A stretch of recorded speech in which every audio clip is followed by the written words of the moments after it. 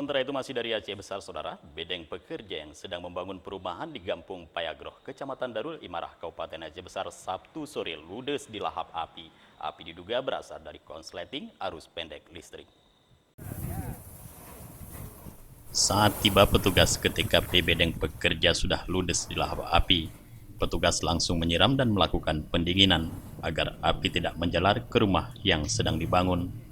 Kalak BPBD Aceh Besar Farhan Api mengatakan dari keterangan petugasnya yang menuju ke lokasi terbakarnya bedeng tersebut, bangunan itu sedang bekerja membangun perumahan milik Surya Dharma. Karena posisi bedeng sangat dekat dengan perumahan yang sedang dibangun, sehingga para pekerja pun bergegas menghubungi pemadam kebakaran Kota Banda Aceh. Lalu petugas pemadam dari Kota Banda Aceh meneruskan informasi itu ke BPBD Aceh Besar. 4 petugas piket pemadam kebakaran dari pos induk Sibreh yang bergerak saat itu mengerahkan set unit armada ke lokasi. Dalam proses pemadaman, personel pemadam juga dibantu petugas PLN yang memutuskan aliran listrik untuk menghindari kejadian yang tidak diinginkan.